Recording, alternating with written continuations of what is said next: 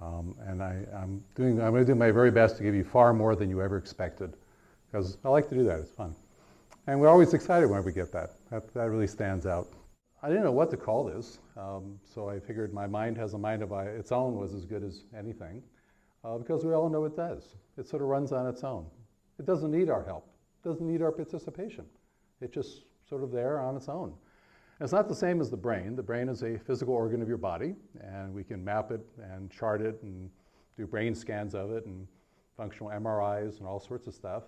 And people think that there's a mind in there somewhere, so-called the ghost in the machine, it's sometimes called, or the black box. But nobody's quite ever explained what that exactly is. So we're going to be on an exploration tonight to take a look, see what exactly is that. To a whole dimension of illusion, you might say. An illusion, by definition, isn't real. It's an illusion.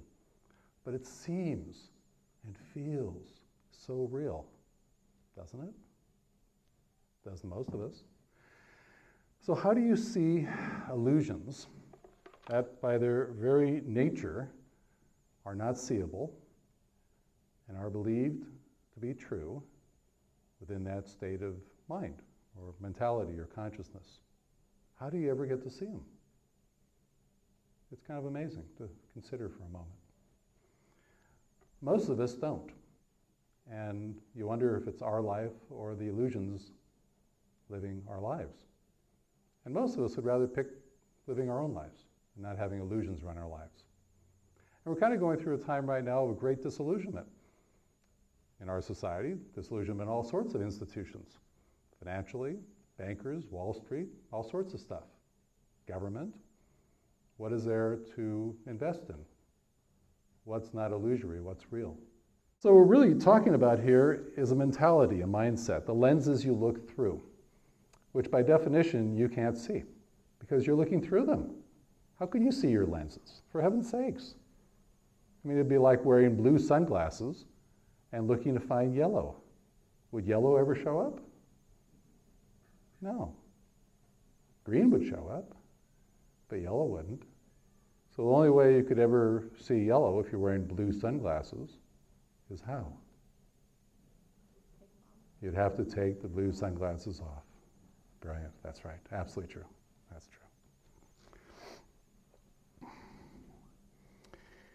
So from inside the mind of the mindset that we carry, the mentality, what is sought is unfindable. It means taking off those glasses. That's absolutely correct.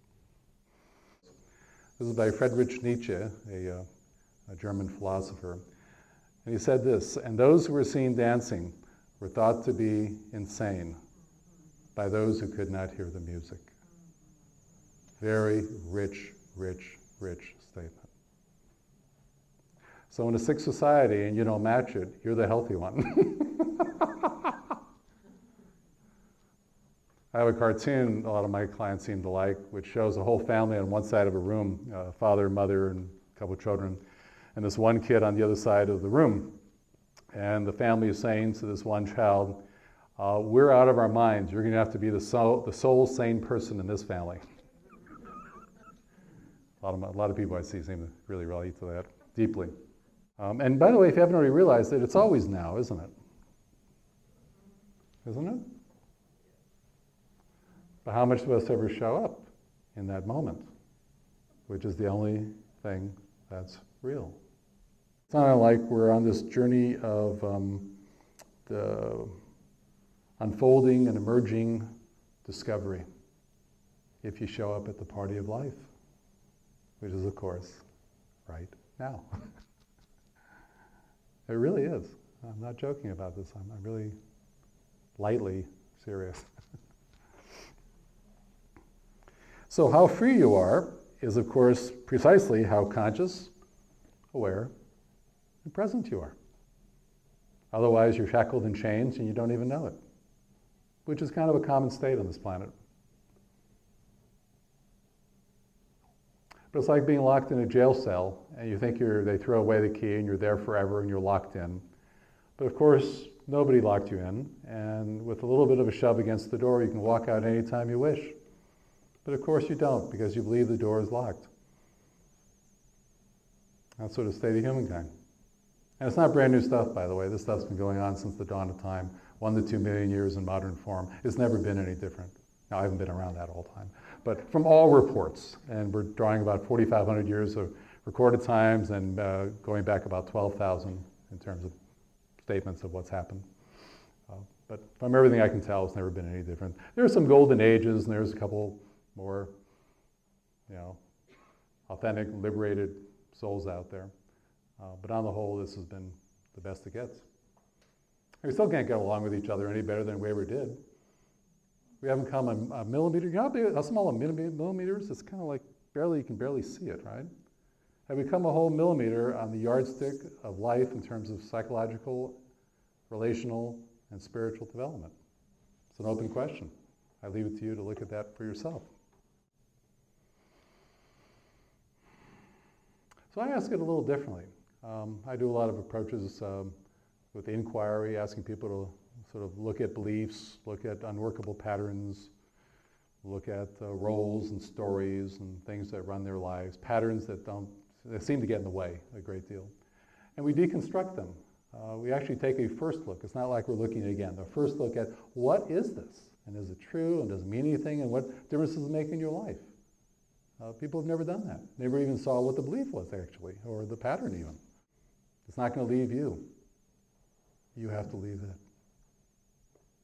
You ever see that movie, A Beautiful Mind? It won some awards. It was actually very well done. Here was a man who was a fine mathematician, started the entire field of cybernetics. Nash, I think was his name. And my favorite part of the movie, of course, is where, and this is a very brilliant guy, but he's going mad. He's having delusions, which are no different than essentially what we're talking about. False ideas, something that isn't real. And he comes to a point where he starts to notice that something fishy is going on. This is a guy going schizophrenic, this guy going, as most people would say, insane or mad.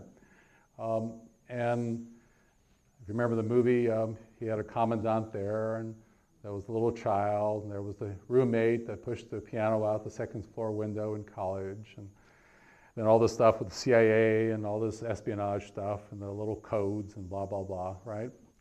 But at some point in the movie, and this was my favorite scene in the entire movie, besides working out cybernetics theory in the pub there, which is wonderful, how they portrayed that, the director, the filmmaker, there came a moment of the film, and if you ever saw the film, even if you didn't, this will still work for you, where he gathers them up.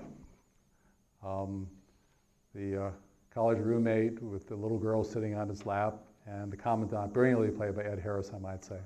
He was just a brilliant actor. And he's gathered them together because he has something to tell them. Remember the scene? So we're buying the film for this scene alone and just see it periodically. And he tells them that he won't be talking to them anymore. And they're looking pretty disgruntled about it, pretty unhappy about it. They're actually very serious. And they don't say a word. And he says, you can't be real. And they don't seem too happy with that news. And he says, you can't be real because you don't age. I don't want to spoil the film for anybody, and of course they didn't. And so he couldn't be real. So even in his madness, he was able to spot that. And that just didn't fit his experience of life, right? So he brilliantly said goodbye to them because they would never say goodbye to him, right? And even after that, remember when he got his Nobel Prize and teaching, he got much more functional, he got teaching again back at, I think it was Princeton. They were still there in the back of the room. And occasionally the filmmaker would show them in the back of the room, and they were still there, they didn't leave him. But he never talked to them again and lived a much more functional life. He needed some medication, some other stuff, but lived a much more functional life. And it's no different with your mind, by the way, and all the illusions. And by the way, that's what all of these are. I just give you a tip.